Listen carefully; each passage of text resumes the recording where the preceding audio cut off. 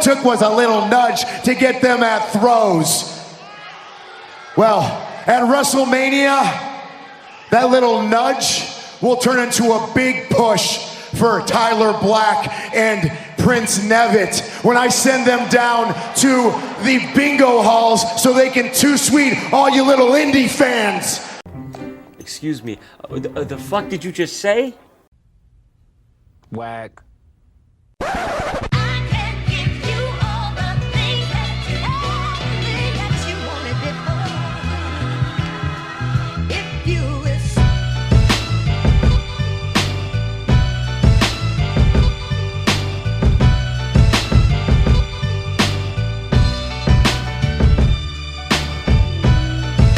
Welcome to Orsini's Uncensored Mind, and now your host, AJ Orsini. Hello, everybody out there. This is AJ Orsini. I am your host for Orsini's Uncensored Mind. We are here with episode 2.6, not 2.6. We're not breaking it into decimals. It is episode 26, and I am here exhausted as I ever could be in the house of O. You know, I think I've done every single episode here. The plan was to move around, and I haven't moved around very much. I guess that's on me. But thank you so much for downloading. Thank you so much for listening to the show. If you are listening on the Podbean app, thank you for downloading the app. If you are listening on podbean.com, thank you for listening. But of course, ajoum.podbean.com is not the only way to listen to my show. We are also on other platforms. I don't know if you guys saw my little Instagram, a little IG vid. Did a commercial recently with Mrs. O. A little platforms commercial, doing it a little bit more professional.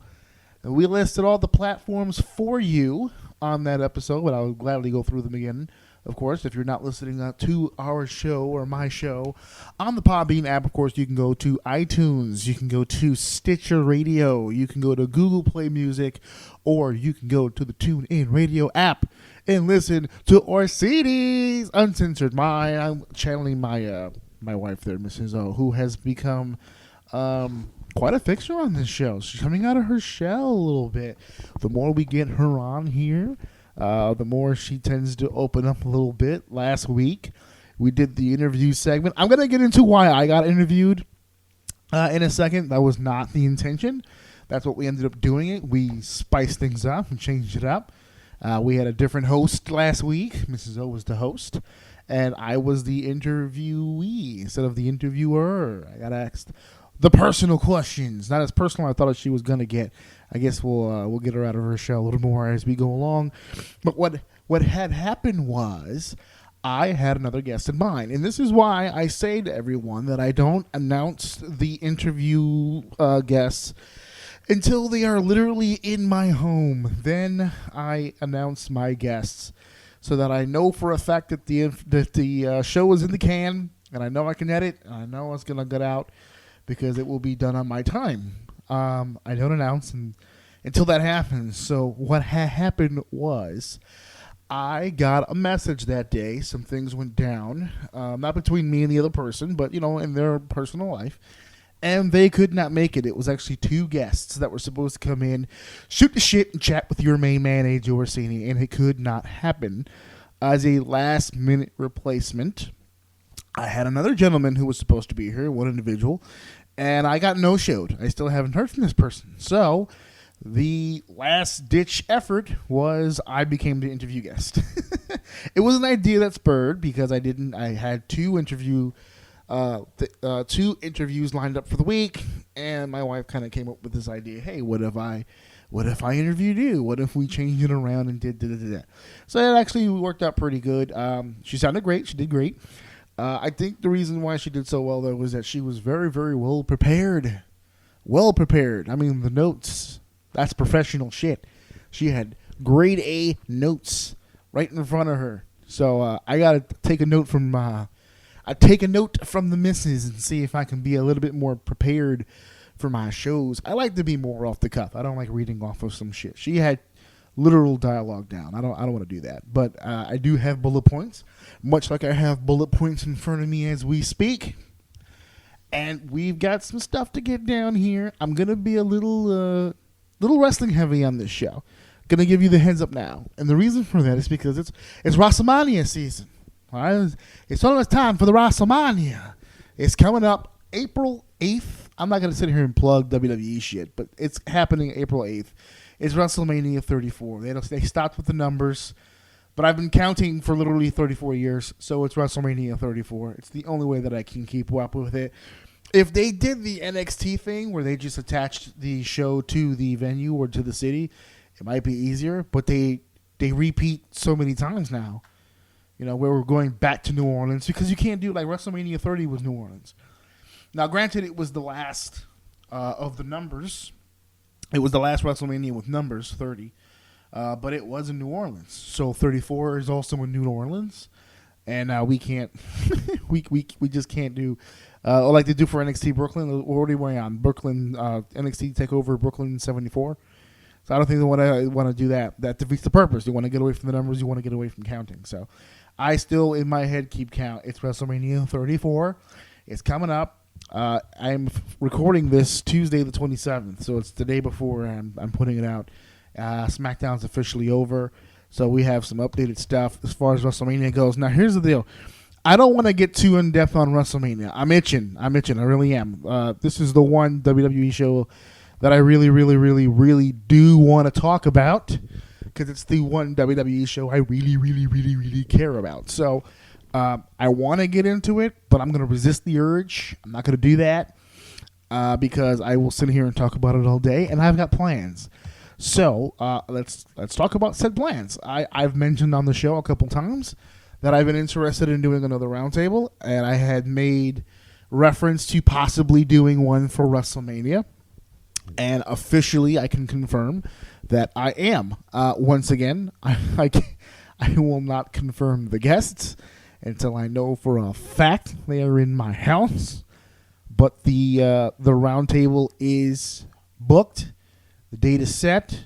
We're going to be doing it on a particular date. And as we did for the Royal Rumble, it will be an exclusive one. It will air the day of WrestleMania, which would be, again, April 8th. That's why I keep plugging the date, because that's going to be the next exclusive episode. April 8th, we will be releasing the episode around noon, so that everyone can get their fix, get their hands on as we lead up to WrestleMania. So I do have the card in front of me.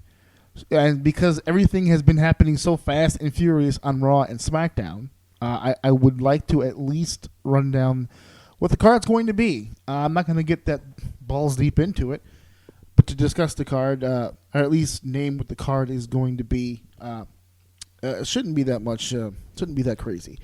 So again, I don't want to get in depth. We will be getting in depth on the show, on the WrestleMania Go Home, the WrestleMania exclusive. And I really am looking forward to doing that roundtable again. So, for those of you keeping score at home, this WrestleMania is basically a Night of the Champions pay-per-view, essentially, because of just about every fucking title I have it in front of me: Universal, WWE, Intercontinental, US, both women's championships, both tag champs, and the cruiserweight. So officially, yeah, every fucking belt that they have is on the line at WrestleMania. I don't know, for good or for bad. They are all entirely on WrestleMania. So let's start at the bottom here. No particular order. I'm not going to get in depth. I do want to do my match listings. We're going to do a whole bunch of stuff on that go home. It's going to be a pretty ballsy show. But yeah, so officially as of tonight, the challenge has been issued and accepted. Daniel Bryan and Shane McMahon. Daniel Bryan's back in the ring. We're going to talk a little bit about Daniel being back here in just a little bit. But Daniel Bryan and Shane McMahon is back. They will be taking on the tandem of Kevin Owens and Sami Zayn. I'm going to be honest with you. I like this match a lot better than Owens versus Zayn one-on-one. So I'm glad that's happening.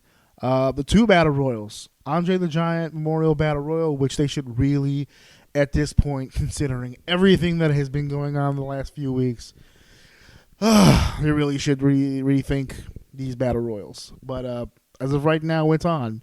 Andre the Giant Memorial Battle Royal, the WrestleMania Women's Battle Royal. I'm done talking about Moolah. I got it all out of my system. We did it again last week a little bit. Not going to do it again. It's what it is. WrestleMania Women's Battle Royal.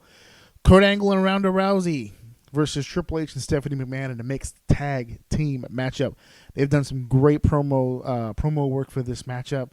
Can't wait to get into that and discuss that the next time we can. Cedric Alexander versus Mustafa Ali for the Cruiserweight Championship. That was the match I saw coming. I didn't get a chance to talk about it on the show just yet. Like I said, the interview thing ate up a lot of what we were trying to do. But that was the matchup that I wanted. That was the matchup that we got. Can't wait to talk about that. Also made official as of tonight, triple threat tag team match for the WWE SmackDown Tag Team Championship. Of course, the Usos, Jimmy and Jay, defending the SmackDown Tag Team titles against the New Day. I'm not sure which combination of two. I'm probably going to go with Big E and Xavier for this one. That's a guess. Not sure. We'll see. And the third team is the Bludgeon Brothers, Harper and Rowan. I don't know if Rowan's going to be able to live up to the legacy. You know, his last WrestleMania match was with The Rock, you know, in a semi-main. So that's a pretty high-profile situation. We'll see how he adapts to this mid-card status here for the Tag Team Championship. Speaking of Tag Team Championship, the Raw Tag Team titles also on the line as the Bar, Cesaro and Sheamus defend their Raw Tag Team Championship against Braun Strowman, the Monster Among Men, and his partner TBD, my main man Vacant, competing for the Raw Tag Team Championship as a challenger. Vacant usually is the champion. He'll be going in as the challenger for this WrestleMania. We have the two women's matches, both Raw and SmackDown. Raw being represented by champion Alexa Bliss against her former best friend, former Team Rude member Nia Jax. That build-up's been pretty good. The SmackDown Women's Championship, Charlotte Flair versus Asuka, the dream match for people who've been following along here. All right, we've got the Multi-Man Mania, as the United States Championship will be defended in a fatal four-way by the champion, Randy Orton. I still can't believe Randy Orton is going into WrestleMania as the U.S. champion. That's so weird. He will be defending against the glorious one, Bobby Roode, Jinder Mahal, and, of course, Rusev Day. Rusev is now the fourth member of the fatal four-way here in this matchup. Of course, the triple threat match, The Miz, Seth Rollins, and Finn Balor, which, in my opinion, has all of the capabilities of stealing the fucking show. And then we have our two heavyweight championship matches. Of course, Brock Lesnar will be sided with Paul Heyman as he goes to the ring to take on everyone's favorite performer of all time, Roman Reigns, for the WWE Universal Championship. And, of course, my main event, everyone's main event for this pay-per-view, this network special, this whatever the fuck you call it, the WrestleMania main event for this year. For the WWE Championship, champion, the phenomenal one AJ Styles, defending against the artist, Shinsuke Nakamura, at WrestleMania 34. And I got to tell you, loving this card. I am loving this card. All the hate, all the bullshit. I really can't believe, that people will look at Brock Lesnar and Roman Reigns and say, that match is terrible. Fuck it, I'm not watching WrestleMania. Really? You're not watching for Styles and Nakamura? You're not watching for the triple threat match. You're not watching for Cedric and Mustafa, who are going to absolutely surprise everyone and kill it. You're not watching for this really hyped mixed tag team match. You're not going to watch for the return of Daniel Bryan. Simply because Lesnar and... Get the fuck over yourself. I can't wait to have this discussion at the round table. This is a pretty nice card. I'm stacked. I'm stacked. I am really not. I'm in A cup at best, but I am hyped for this pay-per-view, this network special, this whatever the fuck you want to call it. Wrestlemania, New Orleans. Speaking of Wrestlemania, not sure if you guys heard the official word, but next year's WrestleMania will be in New Jersey, East Rutherford, WrestleMania 35, returning to the place in which they had WrestleMania 29, which I was in the building for. Now, here's the thing with wrestling shows. Okay, I've spent a majority of my life going to wrestling shows. All that kind of came to a screeching halt when I became a performer myself, and when I started working on shows and putting shows together and being more inside. The wrestling shows kind of stopped. I don't really go to wrestling shows to watch and be a fan anymore. Even if it's an indie show that's nearby, I really won't. I won't do it unless I'm booked. on a show, I really don't go. And this includes WWE events. I don't do house shows. I don't do Raws. I don't do SmackDowns. I almost caved for the 25th anniversary. You guys know about that. Thank God I didn't fall for that fucking carrot. The big four are usually the only ones that I really cave for. I've been to all four of the big four. I did 2011 Survivor Series. I did the summer, which was the first SummerSlam in Brooklyn. Was that 2000? I want to say 15, 14. The one with Seth Rollins and John Cena. And I did WrestleMania 29, and I did the Royal Rumble in 2008. So I've got all four of the big four down. And now that I've completed all four, that's kind of when. Actually, now that I think about it, it's kind of when it all went out the window when I finally hit the big four. So I don't really do a whole lot of wrestling shows, but WrestleMania definitely will be one that I will be attending. So next year's WrestleMania, not only will I be doing hopefully the show, I'll still be doing the show by then, but hopefully I could do something special at the show, at WrestleMania, where I could do it for either the YouTube or as an episode. We will see, but I will be there with bells on. The goal here is as hard and difficult as it may sound, because it's WrestleMania, it's high ticket price, it's hard ticket grab, but I'm trying to get my whole family to go. There's a story behind all this, and I will discuss more about my history with WrestleMania on next week's episode, because next week's episode will be a solo show that I'm doing where it's kind of a go home. I don't want to spoil anything as far as WrestleMania, because I'm saving most of my material for the roundtable, but I have a very interesting story when it comes to WrestleMania that I want to share, and I'll share it privately with you guys, just me and you, the little private one-on-one time next week, and I will do that as we get closer. So WrestleMania 35 will be in East Rutherford. It's being promoted as New York, New Jersey. If you're from the area, you know how much horseshit that is. That promotional shit is for the people not in New York and New Jersey. That's for the Floridians. That's for the Californians. That's for the Texans. The people flying in overseas. That's the pull. But in reality, it's not in New York. It's not near you, New York. For those of you who are not in the New York area, allow me to explain to you the fucking process in which it takes to get to this fucking building. Anywhere you live in New York, it doesn't really fucking matter. What borough you're in, it doesn't matter. You got to take a fucking train to fucking Penn Station, in which point you have to grab a train from there to take you to Secaucus, New Jersey, which I don't know if you can tell by the name of the town.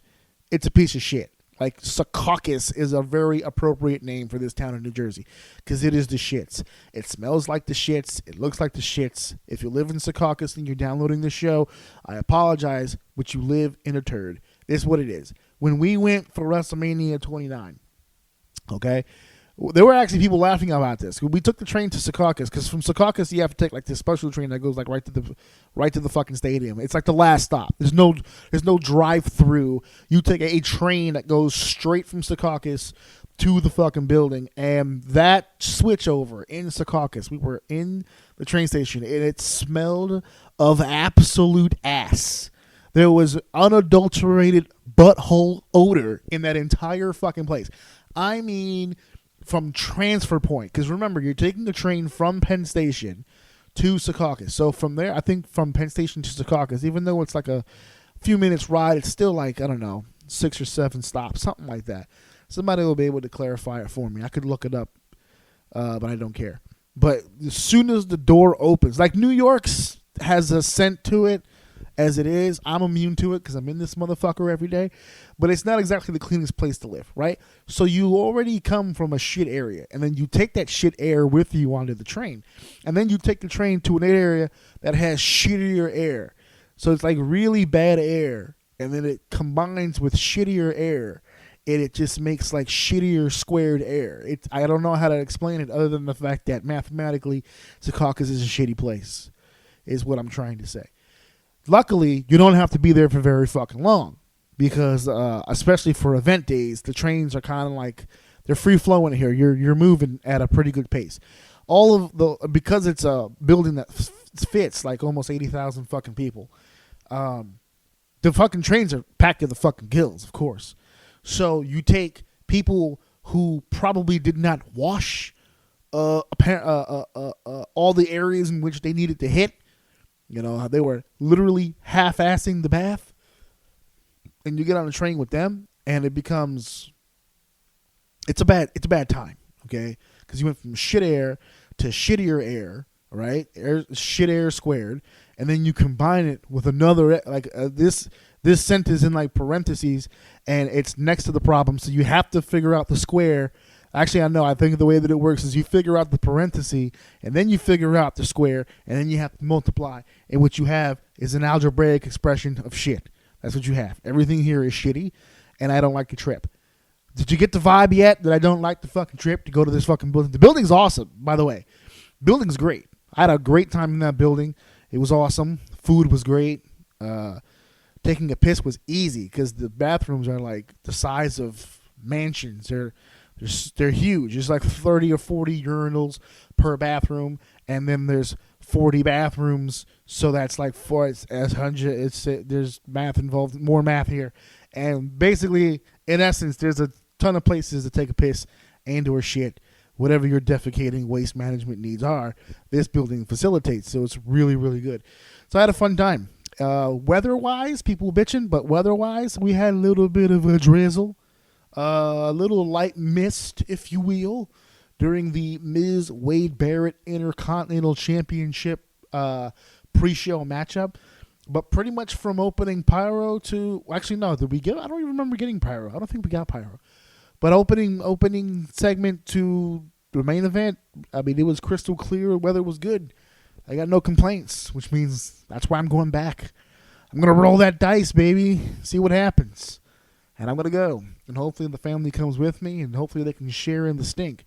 Because I refuse to do this fucking train ride alone. If I am going to suffer, it is only fair that others around me suffer as well. Okay? Secaucus. That's exactly... And you should pronounce it like that. Because on the map, if you're on the train goes, now arriving at Secaucus. No, that's way too tame. They should really get a train lady to say Secaucus, like with the throat. There should be esophagus included in the pronunciation of Secaucus. It is a terrible place. A terrible place. And if you raise children there, you should leave. Or the fucking people who take children should take your children from you. You're an unfit parent. If you're raising your child in Secaucus, shame on you. Seriously. But yeah, WrestleMania 35 will be in New Jersey, East Rutherford, not New York, New Jersey. It's way the fuck over there. Okay? Truthfully, for those of you who don't live in New York, whenever they run events in Brooklyn, they're not running events in New York. Side note, I don't know if you guys know that. When they say we're going to be, you notice when they advertise the Barclays Center, they don't say New York or New York City. They say Brooklyn, because I don't know if you guys know. But here in New York City is Manhattan. Brooklyn, Queens, Staten Island, that other place up top that I don't like talking about, that's not New York City. Yes, we connect, and yes, we kind of consider it all the same thing, but on paper it's not, so it can't be advertised the same. So when I say New York, New Jersey, they're really, really wrong. Like I was looking this up. WrestleMania is going to be at MetLife, but Raw, SmackDown, NXT Takeover, the Hall of Fame, all that good shit's going to be at the Barclay. And like I just said, that's in Brooklyn, not New York. So regardless of how you shape this out, all of the information concerning anything revolving WrestleMania being New York is not only false advertisement, but it is completely 100% bullshit and incorrect. So just keep that shit in mind. If you're planning on going to WrestleMania for a trip, if you're coming from overseas or cross country, don't look for hotels in New York. You have to get a hotel in Northern Jersey. I'm sorry. That's the only way to do it. If you're trying to get the hotel in New York so that you can do the whole tourist thing, tour New York and then go head over to Brooklyn and watch the shows or take the train into New Jersey for WrestleMania, just remember the story I just told you. Shitty air squared. Algebraic expressions of shit. That is what you are in store for. Okay? It's like wiping your ass and using the fumes for chloroform over your mouth, and it stops you from breathing. And honestly, it stops you from wanting to live. That's what it does. When I left MetLife to go back to New York. Now remember, it's like 11 o'clock at night or like 12 o'clock at night. So the trains are running a lot less frequent. So we got a lot more ass air, if you will, okay, than any human should be exposed to. So just keep that shit in mind, all right? Get your hotels in New Jersey. Take the New Jersey Transit. It's not the most dependable train or bus system, but it's going to get you to where you need to go with about as minimal amount of ass as you can possibly get. All right? Keep that shit in mind. Speaking of not wanting to be ass, because no one should want to be ass, I have to pay my respects. I have been going to war recently. I've been having my own private/public little war on social media about my comments regarding New Japan, because I'm not a big New Japan guy, and I get killed for it a lot. How could you not like it? It's the best thing ever of all time in the world right now, forever, because reasons. I have said it 1,000 times. I respect the effort in the ring. I love how the performers present themselves. The presentation in which New Japan has is second to none. Love it. They do some production things even better than the WWE, and this is fact. But I can't co-sign this. I can't. I'm not a big New Japan guy. I'm not. However, they just had a show here in the States over, I think it was Long Beach, Strong Style Evolved, and the Young Bucks, Nick and Matt Jackson, and the Golden Lovers, Kenny Omega and Kota Ibushi, just had what I consider one of the great tag matches I've ever seen. And that's coming from someone who thought Okada and Omega was extremely overrated. I actually thought this tag match was dope. Awesome. Top to bottom. But allow me to explain why, because I know I'm going to come off hypocritical saying that. Okay? I know I'm going to come off hypocritical saying that. But the facts are this. I don't follow a lot of New Japan, and I don't follow a whole lot of Ring of Honor. Not anymore, I don't anyway. But what I do follow is YouTube channels. And then, to their credit, they're fucking everywhere. Everywhere. So I can't help but keep up with the fact that Cody and Kenny are splitting a wedge between the group, and Cody's kind of doing his own thing, but he's playing it off. It's weird. The American Nightmare thing is working out pretty good for him. Kenny as well, doing pretty well for himself, with or without Bullet Club. I'm not a big Bullet Club guy. I'm really not. I think it was a cool concept when it started, but that was, how many years ago? A long time ago. These groups don't have shelf life like that. They don't. So I'm kind of glad that everyone's splitting up and doing their own things now, and that's cool. They've been doing it for a long time together, so it's nice to see them apart. But regardless, I'm not big on the Bullet Club. So to see the two teams in Ibushi and Omega against the Young Bucks, you expect a certain type of match. Because, again, YouTube clips, highlights, this is all you ever see is, quote unquote, the flippy shit, or the spots that make no sense, or whatever. But I actually watched this matchup, bell to bell, and I gotta say, this was amazing. And it helps to have a backstory. I think that's what it was. Matt Jackson selling the lower back. Kenny Omega not wanting to go full throttle because at the end of the day, they're trying to figure out who the better tag team is. But you know what? At the end of the day, those are good friends of his. They've been on the road together. They've conquered so many obstacles together. I mean, it helps that Jim Ross was doing the commentary for this, but I don't think it mattered, to be honest with you. I think Jim did a great job. I think Josh also did a good job.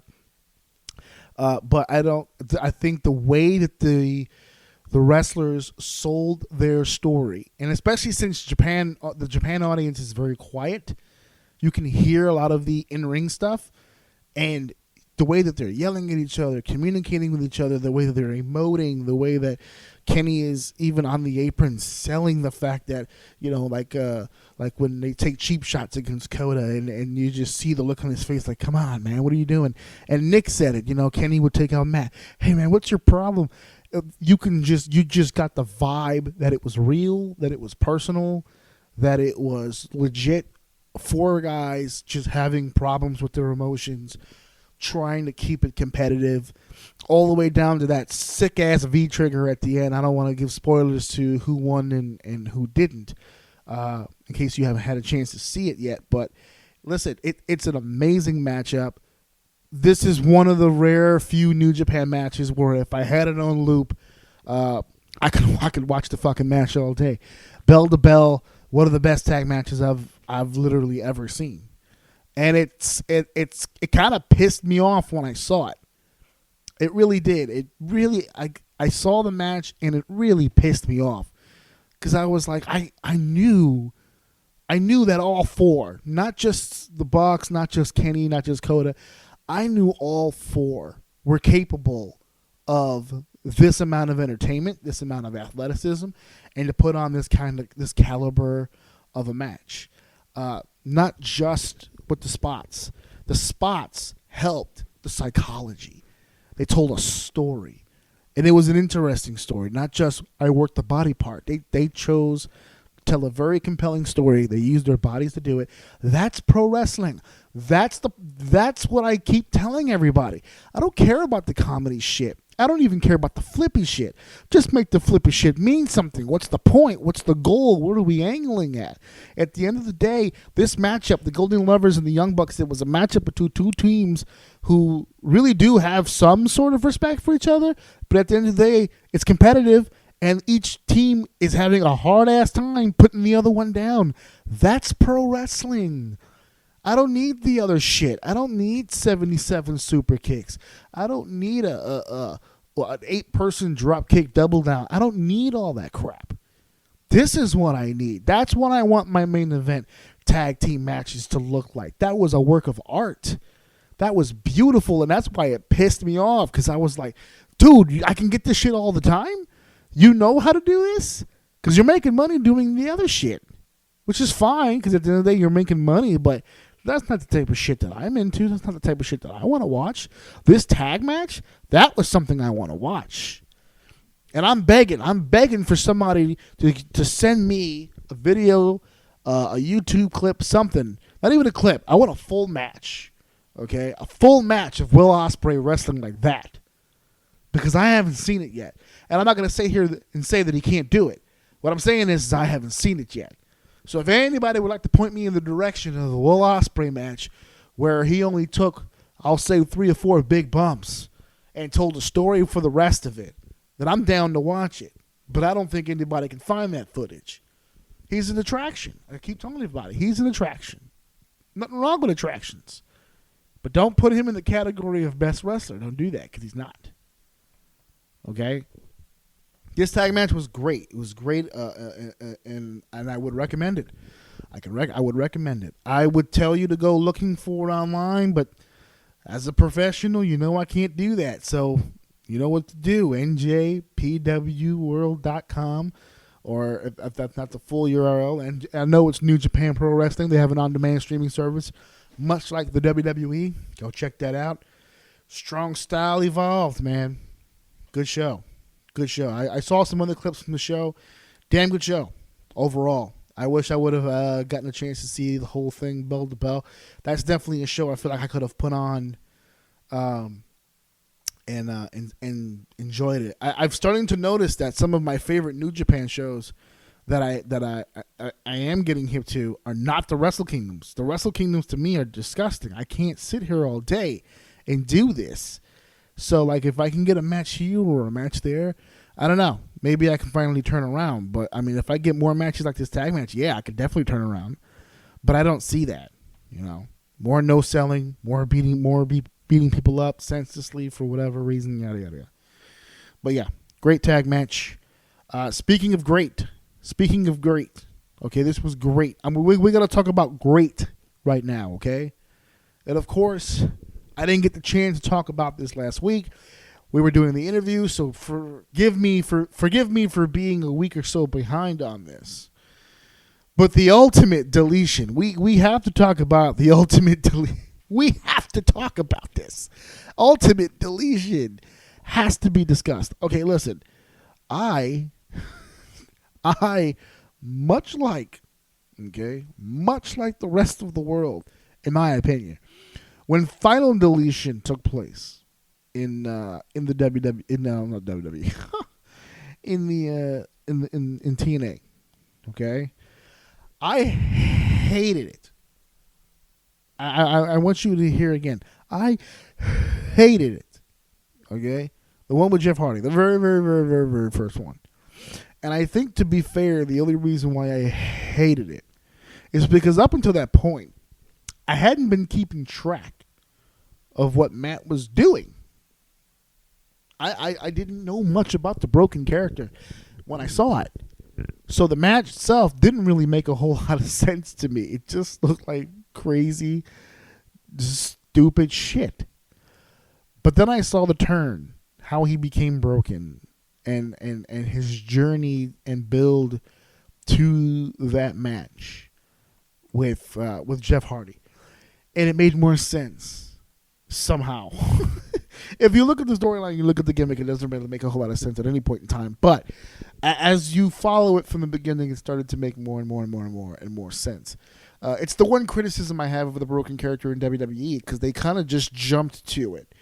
They didn't really take the time to simmer it up to that point. And I know it would have drove internet fans crazy to spoon feed the broken thing every week, considering they had already seen it, but the WWE universe had not. So it would have been new to them. And it would have been interesting to see the WWE audience and how they would have grown with it. But we didn't get to do that. We're going right into it with the Bray feud, and now we have Ultimate Deletion. And when it opened up with Vanguard 1 and the green hovering Matt Hardy head, oh man, just everything going on. Senor Benjamin, Queen Rebecca, just everyone back, the full Hardy clan all back together with that backyard wrestling ring they got. We got to see Skarsgård, the dilapidated boat. We got to see the Lake of Reincarnation. Of course, my favorite part, and I think it's everybody's favorite part, the part of the, what is it, chair of wheels, mower of lawn. Oh, it was the best thing ever. I literally cried. I cried. Tears of magnificent joy. I loved it. I absolutely loved this version of it because it felt... It's everything that people wanted, in my opinion. It's everything that I think people wondered about. When they filmed it and they did it in TNA, it was good. It was interesting, but I think everyone had the same thought process. Man, if he could do that in the WWE with their production value, with their budget, it would probably be like 10 times crazier.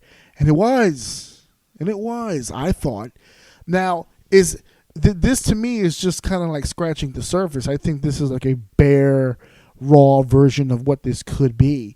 I think over time, as the audience starts to adapt more and more to what this gimmick is about and what they do, I think they'll be able to get a little crazier like they did with, Tag Team Apocalypto, when they had the Tag Team Invitational and the Rock and Roll Express, and they started, burying talent so they could impress the man of three H's. Like, that's the area in which I think, like, over time they're going to be able to get to. One more part about this I want to bring up. The reimagining of the house of Sister Abigail, the one that Randy Orton had supposedly, well, not supposedly, I mean, I guess he did, that he burned down as a mind game to Bray Wyatt, was so good, and it was so eerie. And I thought it was good because I just thought it was a nice play into some previous stuff. It's one of those things where, like, if you don't pay attention, you missed it. Unfortunately, they followed it with a Scooby-Doo-like segment where Bray is attacking these makeshift Jeff Hardy imagination tombstones with a kendo stick, and they were doing the whole running around smashing. It was that part got kind of goofy, but hey, you take your goofy with your good when it comes to these fucking broken mat segments. So overall, I thought it was great. I loved it. I had a lot of fun watching it. I thought it was a little long, but I think that was just because they made sure to hit pretty much all the points as far as the compound. I think the compound was the big star here. They were trying to make sure that everybody got a chance to see what the whole area looks like. So now when they do future segments, they don't have to showcase all of them at once. They just did it now, and now they can go room by room, house by house, section by section, and just go through whatever they need to do. Everything has been introed, and they don't have to spend their time catching people up. So I liked it. I thought it was really good. And I got to tell you, guys should check it out. There was some big news about a return. And unfortunately, there was another person besides Daniel Bryan who was cleared. And I wanted to make mention of this because it's not big news yet. And then I don't know if I'm breaking it to you. I don't know if you're hearing it for the first time here. But if so, let's have the conversation. Let's talk about it. Big Cass has been cleared. Now, that to me is a very interesting situation. And the reason why it's interesting to me is because the WWE loves this guy. The management, the writing staff, Vince McMahon, they love this guy. 7-footer, young, strong, tough guy. I know he got injured. I don't know if you would put injured in the same category as tough. But if this was the WWE of old, Cass would have never left. Cass would have worked on that. Now, it might have been not so good work because, again, he was working hurt. And maybe this was the best thing for him, which was just to take that break. To take that break and to separate himself. And you know what? It ended up, and I'm not going to say this as a negative. Leg injury sucks, but this was a good thing for him. I really think that. Because there's no Enzo anymore. Had he stayed, the comparisons between him and Enzo, well, Enzo's doing that, especially since Enzo was the Cruiserweight champion. That Cruiserweight championship shit was going to happen after that payoff. And I don't know if any of you remember, but Big Cass got injured in the big payoff matchup. It was the Jersey, or was it the New York, whichever one, street fight, where Cass got injured, had the leg injury. After that matchup, Cass and Enzo were not wrestling each other anymore. Enzo was headed to the Cruiserweight division, and Cass was headed whatever direction he was headed. I think he was feuding with the Big Show still. But he was going to be off to the races. Had Enzo and Cass split from not only their team, but their feud, and Enzo won the Cruiserweight championship, that would have put Cass, I think, in a really bad spot. And a lot of people would have been pointing fingers and making comparisons. But Enzo's not here anymore. And Big Cass has been gone for quite a few months. That is a golden, no pun intended after everything I just discussed already, golden opportunity to do something with Cass. First things first, that theme has got to go. That whole presentation they put on Big Cass before he left was the shit. They were rushing it. They were forcing it. Now you don't have to. You got several months. And now that he's clear, you've had several months to put together a new package for him. All right? This is your chance to utilize a young, up-and-coming, tough, 7-foot monster. Don't get this wrong. And I think people should be paying more attention to this because I think Big Cass, whether we like it or not, is going to be a player in the WWE. So we need to keep focus on that. So I wanted to bring that little bit of information to you because everyone's talking about Daniel Bryan, but not a whole lot of people are talking about Big Cass. And Big Cass deserves an opportunity to prove what he can do and to prove what he's got. And I, for one, I'm not his biggest supporter as far as his in-ring stuff. But you know what? Kid's tough. He's going to come back. Let's see what he can do. Hopefully he's improved. Hopefully he's been in the PC doing his thing. All right? So Big Cass has been cleared. I absolutely cannot wait for that. Hall of Fame. Hall of Fame coming up. I've already made my conversations and my feelings known pretty much about the Hall of Fame. I'm not going to run through all of them, but I will say this.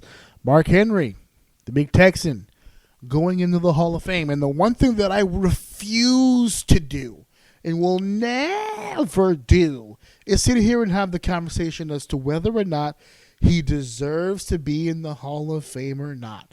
Fuck you. Listen, there's no main criteria for being in the WWE Hall of Fame, Vince's Hall of Fame, so to speak. Vince is going to put in the guy that Vince wants to put in, and that's the end of the conversation of that. All right, so there's no real, I get it, there's no real criteria of that.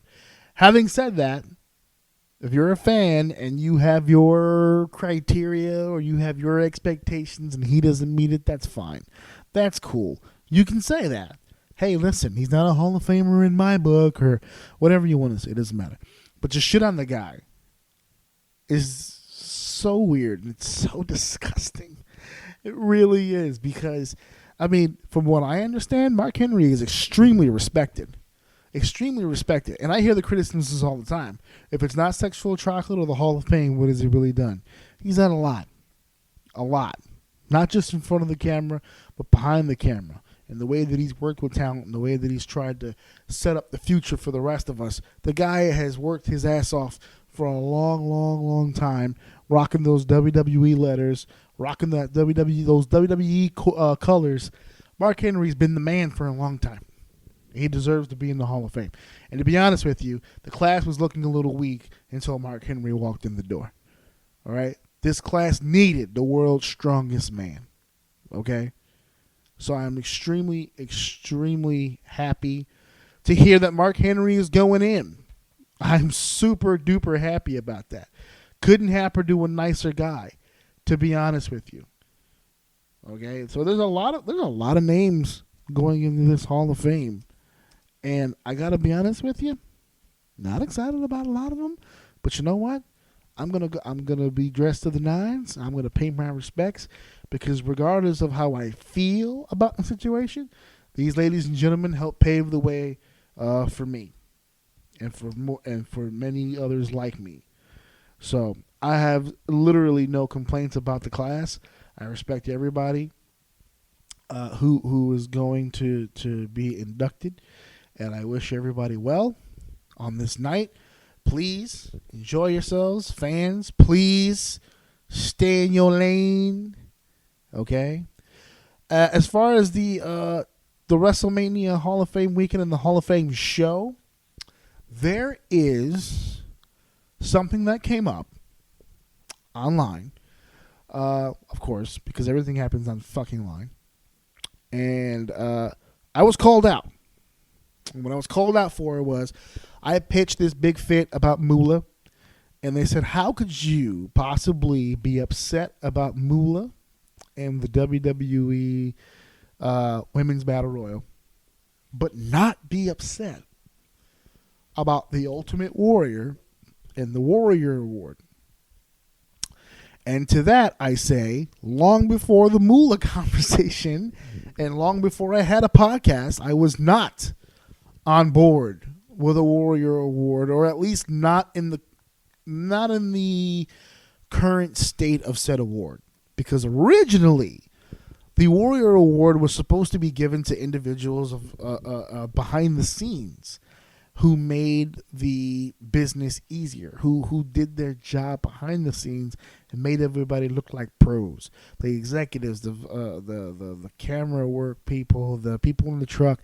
I mean, this was supposed to be a real behind the scenes, let's give someone the notoriety that they deserve on the staff for their daily work. And instead, what they did was they turned the award into a PR campaign, which wouldn't be that big of a deal normally, because you'd say, wow, good PR is good PR. Unfortunately, they're slapping the name of a racist, and they're slapping the name of a racist and just an overall douchebag on this award. To be fair, and when I say called out, they were telling me how could you support this and not the other. Here's where I find the difference. What Moolah was accused of, and not all of it was accusation, folks. A lot of it was fact. It was based on evidence. It was eyewitness accounts, newspaper articles. I mean, shit was found. Okay, believe me. After that fucking announcement was made, everybody was fucking Magnum PI. Okay, everybody was figuring this shit out. Everybody was Perry Mason this bitch. Right? So what Moolah did and what the Warrior did are two totally different things. Moolah was an asshole who did very asshole things. Warrior was an asshole. He didn't really do too many asshole things. Yes, he was a bit of a racist, but who wasn't back in the 70s and 80s? Yes, he broke Bobby Heenan's neck completely by accident. Unfortunately, he was also non-remorseful about the entire fucking situation.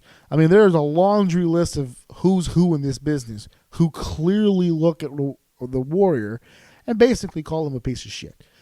Yeah, you named your reward after that. Congratulations. But see, that's the thing. And that leads me down another road, because after I explained that and I said, well, he was an asshole, he's a douche, he's this, and I don't really think I should have named the award after him. And their response to that was, well, if you take out everybody who did bad shit, then you wouldn't have anybody in the Hall of Fame. And to that statement, I say, okay, good. I'll sign up for that. I'll sign up for that. If you do bad things,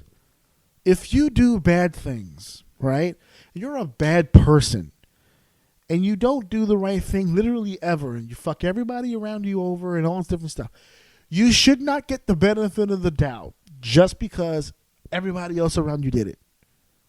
If I had a room full of 200 people and 180 people, okay, did bad things, I would kick the 180 people out. Whatever it is that I have to do in this ring, I'll do it, or in my house, or whatever the case may be. I'll take the 20 people and I'll try to make it work. I'd rather have people of character around me than not. Okay, I don't give a shit how talented you are. Character goes a long way. Who you are. Are you an asshole? Yes. Okay, so then we don't need to fucking talk about you, ever. Why would we put assholes over? Don't you think that if you just nullified assholes and just spoke to the people who did the right things, you would encourage more people to do the right things? I literally heard this the other day. Well, if you went into the Baseball Hall of Fame and took out all the people who were slave owners or racists or drunks or wife beaters, you'd have nobody in the Hall of Fame. Good. Then abolish the fucking Hall of Fame then. If you can't find one decent motherfucker who ever put on a pair of cleats and a baseball uniform, and you can't not only find that person but sell that person that as a good thing, then maybe you should abolish the fucking thing. I'm telling you, if you took all the people out of the WWE Hall of Fame who did bad things, and the only people left in the Hall of Fame when you were all over were like 3 fucking people, then that's your Hall of Fame class. And you can't see what I just did with my hand because this is audio and not visual, but I just fucking fist pumped and I tried really hard not to fucking hit this table. But it's the truth. It's the truth. Well, it was a long time. If you have to explain and you have to excuse, okay? If you have to do those things, then just don't fucking do it. If I have to explain to you that, yeah, Moolah did some bad shit, but she did it a long fucking time ago, we should get over it. No. There's no statute of limitations for stupid shit. I'm sorry. I'm sorry I have to be the person to remind people of this shit. This whole bullshit about, like, when people say, well, I don't hold grudges, I live and let learn, and I learn to forgive, and all that it clears their conscience. Oh, it doesn't weigh as heavy on me because I'm not holding the grudge. That's fine, bro. You can woosah your ass on over there. Me? No. Once you do wrong, you are cut the fuck off. That's it. You're done. That's it. You're done. Okay? When you do bad shit to people, and then the bad shit affects these people literally for the rest of their life, and then you come and you change your life around, now you're seeking forgiveness. Fuck you and your forgiveness. You're not getting any fucking forgiveness from me. Nothing at all. Ultimate Warrior did this big promo and did the whole thing for the comeback, and everybody was loving it, and he had this nice award and all that stuff. You know what happened after that? The people who hated him still hated him. Because at the end of the day, no matter how much turtle wax and polish you put on it, a turd will always be a turd, no matter how much shit you put on it. No matter what you do. People deserve second chances. People say, oh, people deserve second chances. We're not talking about people who made a mistake and then spent the rest of their lives being good people. Moolah spent 40 fucking years, minimum, being a douchebag. Ultimate Warrior spent a majority of his life being a douchebag. This is just what it is. We've got alcoholics in the WWE. We've got murderers. in the Hall of Fame. We've got Trump's in the Hall of Fame. Donald fucking Trump is in the fucking WWE Hall of Fame. The WWE Hall of Fame can now credit a fucking president to it. That's insane. It's insane. If you can't find people with good character and a resume to go into the Hall of Fame, that speaks more about you than it does the fucking Hall of Fame. Seriously. If the only reason you're putting someone in the Hall of Fame, in spite of the fact that they did all this terrible, disgusting shit, if the only thing you can rationalize in your head about all that is that, well, it was a long time ago, or it was the generation, it's what it was. No, bitch. No. Not at all. Now, I feel bad in some way because the PR stunt has worked to some degree. With Eric LeGrand last year, and this year we have, Jarius J.J. Robertson, a double liver transplant survivor and longtime WWE fan. I am a father. I have a son. If my son was a WWE fan, and he was going through tough times, double liver transplants, just organ problems, I mean, surgeries that can kill you. Anything that my son is into, I would support. And JJ's love is the WWE, and his love is professional wrestling. And the fact that he's getting the Ultimate Warrior Award, and not just for what I told you, not just for the double liver transplant. There's an article that's here, that's in front of me, and he's overcome a lot. He has a rare chronic liver disease that's been tearing him up. His kid is 15 years old. He's lived a life of horrors for 15 years. So you could spin this and you can say, man, what philanthropy on the WWE's end here to give this kid not even a Make-A-Wish, just to give him an opportunity to be a star, to be up there with all these Hall of Famers. You can spin it that way if you'd like, but at the end of the day, the WWE is parading a sick kid around. That's what they're doing. Well, you don't have to sugarcoat it. They're parading a sick child around. That's what they're doing. They did it. They did it last year with Eric LeGrand in the wheelchair, rolling him out there and having him do this speech. Again, he was a football player who suffered a tremendous injury that made him paralyzed, if I'm not mistaken, from the neck down. And he's been also going through a crazy amount of stuff, and he needs to be helped. And he had a moment up there on stage that was very good. It was very good. It's very heartwarming to hear these stories and to see these people. So I get what the excitement is about them. But at the end of the day, they're being paraded. It's not what the Warrior Award was for. If they had created an award, all new, all brand new, no tribute name, just like I don't know, what would you call it? Like the WWE, I don't know, charity award or superstar honorary award or whatever the fuck. And you just created this brand new award and gave it to these people and took care of their families and airfare and hotel and all that, and just gave them a hell of a weekend to celebrate things. Man, that would be great. That would be awesome. But you took an award that was meant for something else by a guy who was completely full of shit about basically his entire life, and you're slapping it on this kid who doesn't probably even fucking know who the Ultimate Warrior is up until when you told him he was receiving the award, and I'm sure he went on his mom's phone and Googled it. I mean, these are facts. I'll call them opinions. Let me not say facts. I don't know for sure that he Googled the Ultimate Warrior on his mom's phone. But the facts are that the award was supposed to be something else, and they turned it into a goddamn PR move. That's what it is. Sorry. So I can't stand with that. So for those of you who are wondering, how could I possibly be against Moolah but not against the Warrior? Newsflash, here it is. You're hearing it right now. I'm not for the award. And I'm not for the inclusion of the Warrior when it comes to sick kids, especially a black sick kid. Because that's what JJ is. You don't want to be identified as just your color. I get it. But it's just ironic to me that a guy who was very loose with his language when it comes to the colored folk would have now 2 years in a row black guys win these awards.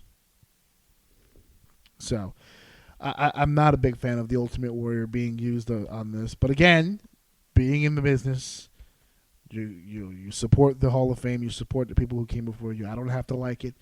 I do have to respect it, because as big of a douchebag as the Ultimate Warrior was, if it wasn't for his success, who knows what the WWE would have been back in the 80s. And if the WWE doesn't survive, God knows where I'm at. So I got to sit here and bite the tongue. And I didn't do a very good job of biting my tongue, but I got to sit here and play the game, essentially. So, and that's the Hall of Fame stuff. We're going to end this really quickly, but I do want to talk a little bit about Daniel Bryan.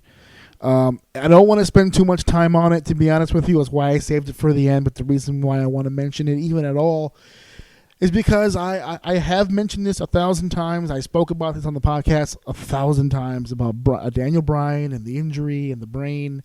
And I've been very adamant about him not being able to be back in the ring. And I support the idea. I really don't think he should be in the ring. I really don't think he should. And I don't think he should risk it. I don't think he, especially as a father and a husband, he's got so much more on the line than when he was that young kid in the Rexplex. You know, he's got so many things going on, and I really wish that he would just, I don't think he should be doing this. And that was the stance that I took up until I found out he was cleared, which I got the notification on my phone. I immediately put that out to see if people had heard the news. And I'm not really much of a journalist. I'm not trying to break any news, but if I get something quick, I will definitely put it out. And I did with this. So the question became from my wife, well, do you still feel the same way? He's back. He's been cleared. Because the information came out. It wasn't just that he was cleared by the WWE doctors. Apparently, he told the story in his speech. You know, he went to several different specialists, and he went to neurologists, and he did all these different tests, and he ran to all these different doctors, and he gave the specialists he gave the WWE doctor the opportunity to choose the specialist. You know, I'm not just going to see my guys, I'll see your guys too. And he did, and he went to all these world-renowned doctors, and they all cleared him, brain scans and all kinds of stuff. And Daniel Bryan has a clean bill of health and was cleared to return to WWE action. And if the question is, AJ, do you still feel like you would keep him out of the ring in spite of the fact of everything that he's done and fighting for his dream and 3 years of really pushing to get back into the ring? If you were the booker, if you were the promoter, if you were the owner, would you still let this guy in the ring? And the answer is no. And here is the reason why. Because Daniel Bryan put a beating on his body, the likes of which normal human beings, and for the record, normal wrestlers, can't even fathom. The injuries, the retina detachments, the concussions, the spinal contusions, the slip disc, the broken this, the sprain that. His hospital record is about 3 miles long. Okay? If you're telling me that in the course of the 2 or 3 years that he's been out of the ring, that he has been working diligently, eating healthy, training healthy, getting all of the health treatment he can possibly get, seeing the best specialists in the world, and doing all these different things to get healthy. And there was even a report by one of the doctors that's saying that his brain and his skull is about as healthy as it has ever been. That all the damage has been trained and worked out. He is clear 100%. This is the moment to cash out your chips. You dodged a bullet. Because the biggest reason I never wanted him back in the ring is because he's got a daughter. He's a husband.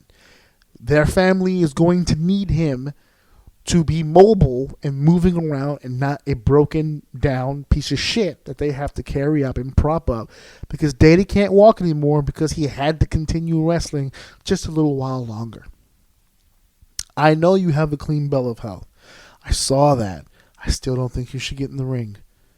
I still don't believe you should do it. You got away with one. You dodged a bullet here. I don't want to keep saying the same things over and over, but it's true.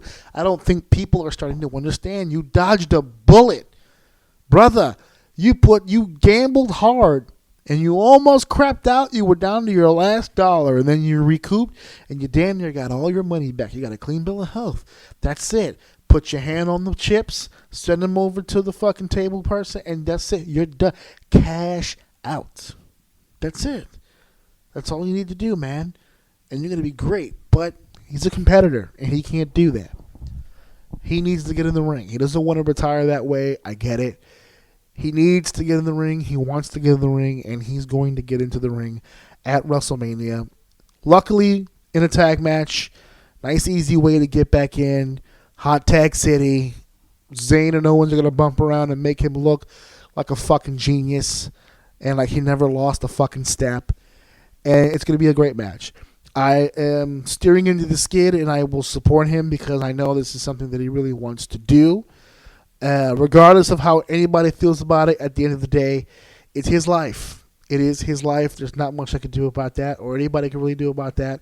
He has the support of his wife. He has the support of his family, and he has the support of the few friends that I'm sure he has close to the vest. So he's going.